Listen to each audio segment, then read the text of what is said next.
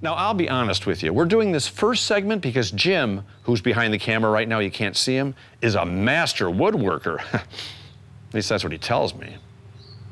If you're a handy person like Jim, an artist, a musician, or just someone who's looking for that perfect piece of wood, Armstrong Millworks in Highland is a place you really need to know about.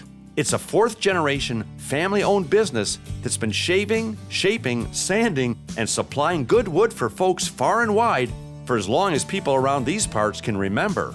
Dennis is a proud Armstrong who grew up in the shadow of this great millworks. And now he's passing that tradition on to his kids. I'm gonna level with you. I'm not much of a woodworker, other than the fact that I made a cutting board in 9th grade and my legs looked like 2x4s. But other than that, I wasn't sure what we were gonna talk about till I came here. I don't know where to start. These machines you use, how old are they? Oh, they can vary from World War II and prior to very current. Some of them look old, but they are old style equipment that are still being made today. Oh, like me. Yeah. So your specialty here is, well, you do a lot of things, all things wood. But I saw the drawers of molding those metal, what are they called? They're knives.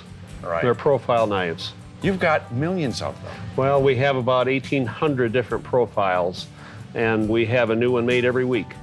This place goes back, way back. How did it all start? My father was looking for a way out of farming. Our family came to this farm in 1842, shortly after Michigan became a state. And he didn't really like the farming, and he was quite a good woodworker. He excelled at woodworking in school, and he got into making furniture. It evolved into church furniture, and then into selling hardwoods. And I also read that he sold a model, 1913 Model T to get the money, for like $30 or something to start the business. He did. He bought it for probably $10. I don't know exactly, but it was a small amount of money.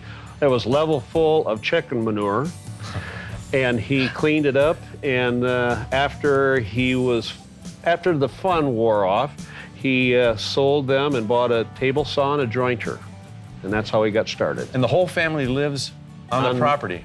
On the compound. Yeah, my son lives on the property, my daughter is in front of the mill, and my mother lives next to the mill, and I live on the other side of the mill. So it's a real family. It is. It's been. That's what I love about places like this that are passed down through the generations. They seem to mean something, and they're woven into the fabric of the community, so you become part of the landscape almost. Yep, and we enjoy being here out in the country. We enjoy providing a green belt for Highland Township. For people driving through on M59, they can see the country. How many places like yours do you think even exist in the U.S.? I would question whether there's any that do the same things that we do. There are places you can go and have moldings made. Right.